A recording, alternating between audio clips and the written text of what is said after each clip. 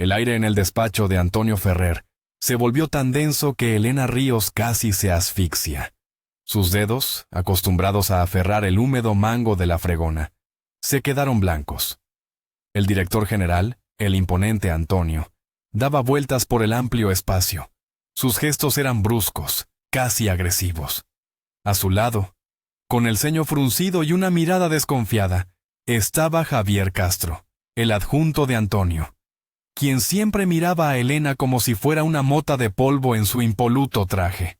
«Esto es un desastre, Javier. Mañana son las negociaciones con Shingon y no hay ni un traductor competente». La voz de Antonio temblaba de rabia apenas contenida. «Chino, esto no es jerga callejera. ¿Dónde encontramos a alguien que entienda las sutilezas, los matices? Las agencias son un desastre». Su último especialista sonaba como un colegial borracho usando Google Translate caducado. Javier masculló algo sobre pérdidas inevitables y el colapso del acuerdo. Elena sintió que su corazón se aceleraba, latiendo como un pesado martillo en su pecho. Se incorporó, lentamente, como saliendo de un abismo invisible, y su mirada, usualmente oculta tras un pañuelo desgastado, se encontró con la de Antonio. Yo puedo ayudar, Antonio Ferrer», susurró, y el sonido de su voz era tan inusual en aquel silencio como el crujido de hojas secas en una tormenta desatada. Javier resopló, como si se hubiera atragantado. «¿La de la limpieza? En serio, Antonio. Esta mujer que esconde los ojos y nunca se quita sus guantes amarillos horribles va a ser traductora simultánea». Esto es una farsa. Elena sintió una ola fría de vergüenza y humillación que la inundaba. Pero al mismo tiempo, a través de la helada corteza del miedo, asomó la ira. Habló chino, fluidamente. Su voz se fortaleció. Se volvió más clara, como si se hubiera sacudido el polvo. Antonio la miró fijamente. En sus ojos se leía una mezcla de incredulidad y desesperada esperanza. Javier, silencio. «Elena, ¿estás segura? Esto no es una broma». «No es una broma», respondió, quitándose uno de los odiosos guantes amarillos. Bajo la goma áspera apareció una mano que Antonio no esperaba ver. Una muñeca fina, casi aristocrática, con dedos delicados. Antonio sacó el teléfono, marcó un número. «¿Ricardo? Hola. ¿Tienes un minuto? Mi contacto se ha puesto enfermo y tenemos un apuro. Necesito tu ayuda. Prepárate para una pequeña conversación en chino». Sí, ahora te paso a... Una persona peculiar. Le tendió el teléfono a Elena. Elena cogió el aparato. Sus dedos rozaron por un instante la palma de él. Por el auricular sonaron las primeras palabras en chino, y Elena respondió. Su voz se transformó. Se volvió melódica, segura, pronunciando frases con una entonación tan impecable que Antonio se quedó inmóvil. No solo hablaba, cantaba en chino, entrelazando modismos antiguos con expresiones modernas, incluso citando poesía clásica con la facilidad de un hablante nativo. La conversación duró solo unos minutos, pero para Antonio y Javier fue una revelación. Cuando Elena le devolvió el teléfono, Antonio lo tomó sin apartar los ojos de ella. «Ricardo, ¿qué tal?» «Antonio, estoy asombrado. Es impecable. ¿Acento? Inexistente. ¿Nivel? Nativo puro. Si no supiera lo difícil que es encontrar un especialista así, diría que has encontrado un tesoro. Quiero conocerla cuando vuelva». Antonio bajó el teléfono lentamente. Javier se quedó con la mandíbula desencajada. «Elena», dijo Antonio, y en su voz sonó respeto por primera vez. «Por favor, cámbiese, nos vamos. Ahora mismo. Usted es nuestra traductora». Elena asintió. Recogió sus herramientas, sus movimientos eran igual de silenciosos, pero ahora había una invisible tensión en ellos. Javier intentó objetar algo sobre su aspecto, pero Antonio lo interrumpió. «El aspecto es el menor de nuestros problemas». Justo cuando Elena desapareció tras la puerta, él llamó. «¡Adelante!». En el despacho entró una nueva Elena, sin el humillante uniforme de trabajo, sin el pañuelo que ocultaba su rostro. Delante de ellos estaba una mujer alta y esbelta, con una postura impecable. Su largo y brillante cabello oscuro, recogido en una cola de caballo tirante, dejaba al descubierto un cuello elegante. Sus ojos, profundos, del color del acero matutino, miraban directamente y con seguridad. No era una anciana, ni una sombra encorvada. Era una mujer que irradiaba fuerza y gracia. Antonio y Javier se quedaron petrificados. ¡Excelente! Antonio fue el primero en romper el silencio. ¿Nos vamos? No acabaron en la oficina ni en las negociaciones, sino en una reluciente boutique de ropa de marca. Elena se tensó, mirando a su alrededor. ¿Dónde hemos venido?, preguntó. Su voz era baja, casi un ronroneo. Necesidad operativa. Zanjó Antonio. Su mirada era fría y profesional. Le indicó a la asesora que eligiera un traje de negocios estricto, una falda, una blusa, zapatos. El probador resultó ser un infierno aparte. Las asesoras lo intentaban, pero Antonio solo negaba con la cabeza, hasta que su mirada se detuvo en uno de los conjuntos. Un traje con falda lápiz y una blusa de seda color acero plateado. Cuando Elena salió con aquel atuendo, no se reconoció en el espejo. Su propio reflejo era ajeno, elegante, dominante. La encargada de la boutique, agachándose, le ofreció unos elegantes zapatos de tacón medio. Elena se cambió los zapatos y se giró. Estaba hermosa. La encargada, usualmente cínica, casi deja caer los zapatos, impresionada por la transformación. «¡Cóbrenos!», dijo Antonio. Y Elena, esa ropa ya no la usa, al menos en mi presencia. Elena alcanzó la etiqueta de precio en la manga de la blusa. Sus ojos se abrieron de par en par. El coste de una sola blusa superaba su salario mensual de limpiadora. ¿Necesidad?, susurró, apenas respirando. Mucho más, respondió Antonio, tomándola del brazo. Mañana es el rostro de nuestra empresa. No podemos permitirnos dar una mala imagen. Las negociaciones fueron brillantes. Elena no fue solo una traductora, fue una diplomática. Sus finas entonaciones suavizaban los puntos delicados. Su comprensión de la cultura abría nuevas perspectivas. El acuerdo fue cerrado. Inmediatamente después, Antonio le ofreció a Elena un nuevo puesto. Pero cuando se trató de los trámites, se quedó desconcertada. No tengo documentos, necesito recuperarlos. No hay problema, le encargaré al jefe de seguridad que se ocupe de ello. Aceleraremos el proceso. Antonio asintió en dirección al comandante Torres, que estaba sentado en una esquina sin apartar su mirada penetrante de Elena. No, no hace falta. Unas manchas rojas aparecieron en sus mejillas. Yo misma me ocuparé de eso. La tensión flotó en el aire. Su trabajo impecable contrastaba con el pánico por los documentos. Antonio y Javier se miraron.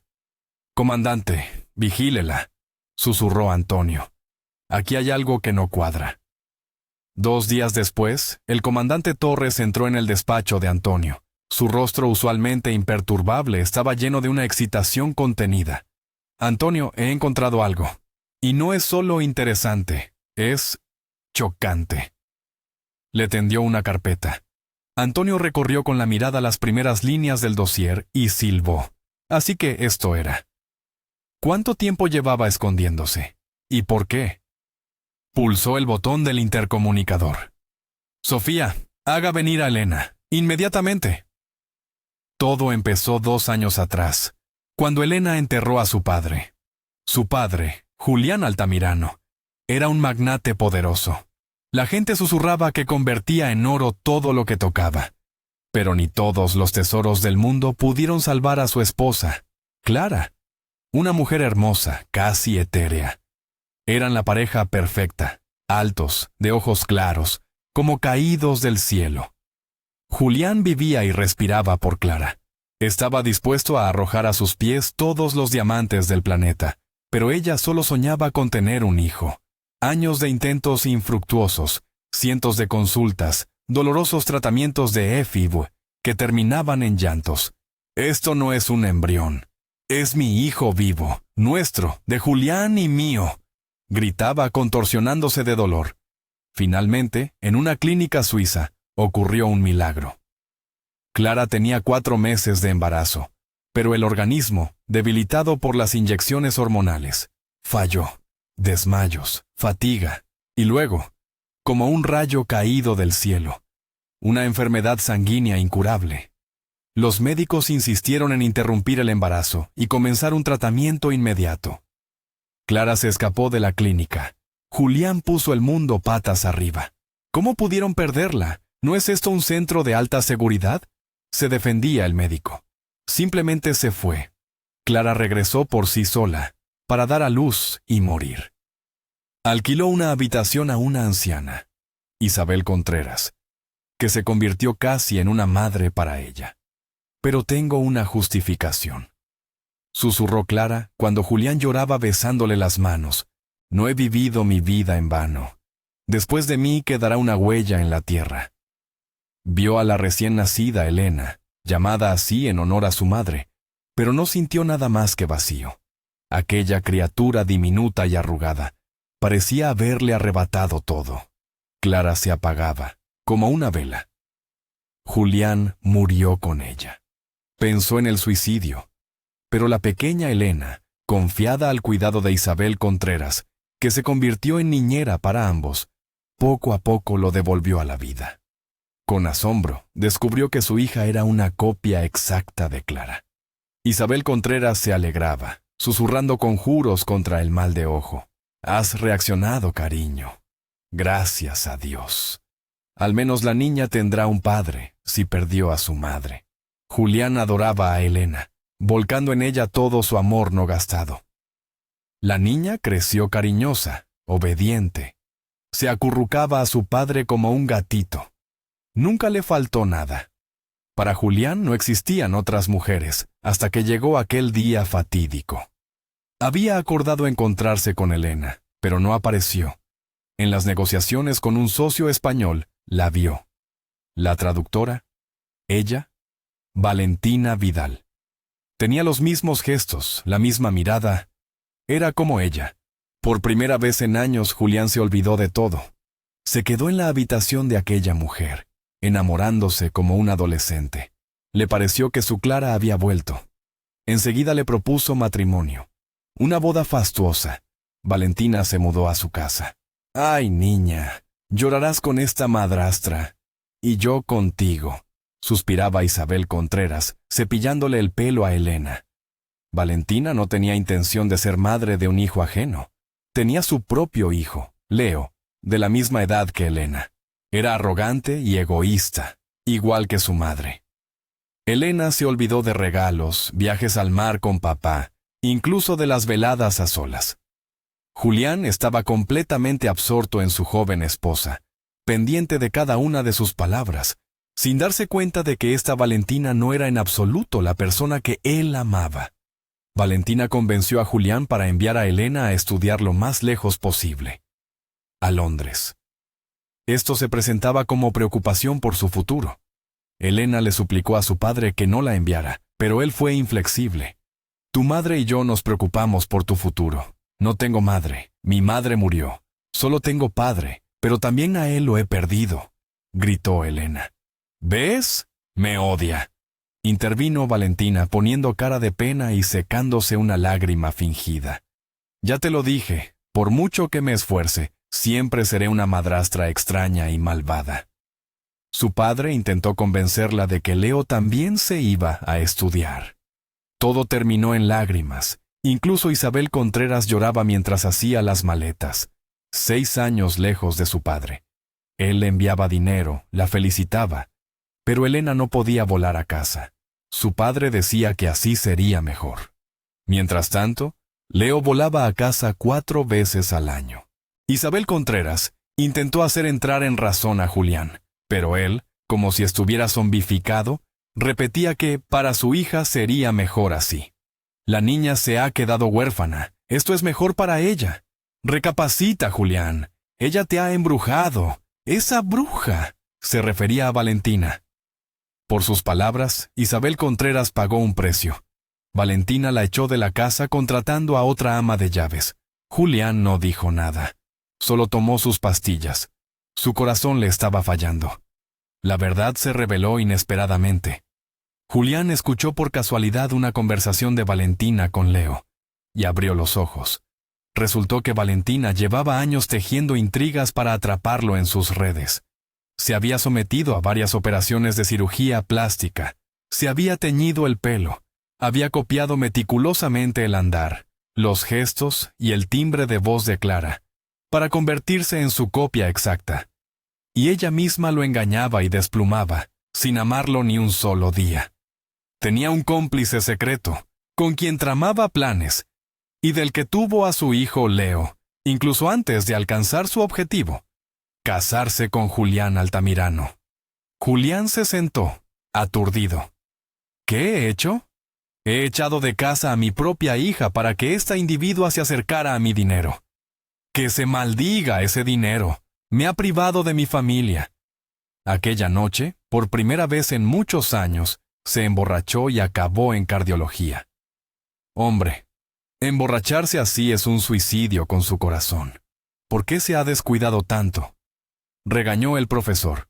Fue mi estupidez, no volverá a pasar, se defendió Julián. Llamó al comandante Torres. Le encargó que recopilara un dossier sobre su esposa. Al leerlo, Julián casi quiso emborracharse de nuevo. Lo que había oído de su esposa era solo la punta del iceberg. Valentina le había estado poniendo sustancias en la comida, y luego lo atiborraba de medicamentos para el corazón, para conseguir todo lo que él poseía tras su muerte. El contrato matrimonial no debía ser un impedimento. ¡Estúpido! Hija mía, hijita, ¿me perdonarás? Tenía la intención de traer de vuelta a Taelena e Isabel Contreras, arreglarlo todo. Pero no llegó a tiempo. Valentina no se había esforzado en vano por provocarle una patología cardíaca. Julián murió, sin esperar a ser dado de alta del hospital. Lo único que consiguió fue tramitar el divorcio y reescribir el testamento a favor de Elena, excluyendo a Valentina. Cuando la desconsolada Elena voló al funeral de su padre, Valentina ni siquiera la dejó entrar en la casa familiar. El padre me dejó todo a mí, declaró. Aquí ya no tiene nada que hacer. Era un farol, para doblegar a la hijastra y obligarla a firmar papeles. Por la noche, en el hotel, le robaron la maleta con documentos y dinero, y luego alguien se coló en su habitación y empezó a estrangularla. Elena se zafó por un milagro, gritó, y el agresor huyó. Pidió que la llevaran a la policía, donde presentó una denuncia por la desaparición. Valentina se arrancaba los pelos, maldiciendo su propia falta de previsión. Había calculado mal. Elena obtuvo un certificado en lugar del pasaporte, alquiló una pequeña habitación en las afueras y se convirtió en limpiadora en la empresa de Antonio. Así, el resto ya lo saben, terminó Elena. Antonio y el comandante Torres la escuchaban, boquiabiertos. ¿Sabía Elena que es la heredera legítima de toda la propiedad? Antonio se giró hacia ella. Elena se quedó desconcertada. ¿Cómo? Pero mi madrastra dijo que no me pertenecía nada. Otra mentira, zanjó el comandante Torres. Puede volver a casa, y a ellos. Yo no me andaría con contemplaciones para echarlos. Elena negó con la cabeza con horror. No, no podré. Todavía le tengo un miedo terrible. Eso se resuelve en un abrir y cerrar de ojos. Y no hay nada que temer. Antonio se levantó. El comandante Torres irá con usted. De hecho, ¿por qué mañana? Vayan hoy. Los libero a ambos. Resuelvan sus asuntos familiares. Cuando en el umbral de la casa de Valentina aparecieron Elena y el comandante Torres, un hombre gigantesco, parecido a un gorila, ella se quedó pasmada. ¿Qué haces aquí?, gritó, intentando bloquearles el paso. El gigante la apartó sin decir palabra con el hombro, entrando la maleta de Elena. Valentina se atragantó, sin encontrar palabras. «Y usted no vive aquí. A partir de mañana», continuó el comandante Torres. Su voz sonaba como un gruñido. «Puede empezar a empacar hoy mismo». Del segundo piso bajó un hombre con una bata de seda, soltando preguntas. «¿Vale? ¿Quiénes son?» ¿Por qué ha aparecido Elena? ¿La has invitado? ¿Quién es este gigante? Este gigante es su prometido, respondió tranquilamente el comandante Torres, sin molestarse en presentarse. Elena se sonrojó. Y a Elena no hay que invitarla, ella es la dueña aquí. La noche no transcurrió sin incidentes. El comandante Torres bajó al garaje, despertado por el ruido. La familia estaba empacando activamente objetos de valor en el coche. No se lo aconsejo, dijo tranquilamente el comandante, negando con la cabeza. Si no, se abrirá un caso penal. La parte menor, robo a gran escala, pero con él no le tengo miedo a nadie. A nada en el mundo, sonrió Elena. Pues gracias a Dios. Entonces yo también me quedo tranquila por ti. Isabel se secó los ojos con el delantal. Pues voy a prepararles tortitas, de verdad. Se dirigió a la cocina con determinación, para agasajar a su querida nieta y a su protector de 2 metros. A un gigante así hay que prepararle más tortitas. Si esta historia te ha conmovido, por favor, dale a me gusta. Suscríbete al canal y deja tu comentario. Para nosotros es muy importante.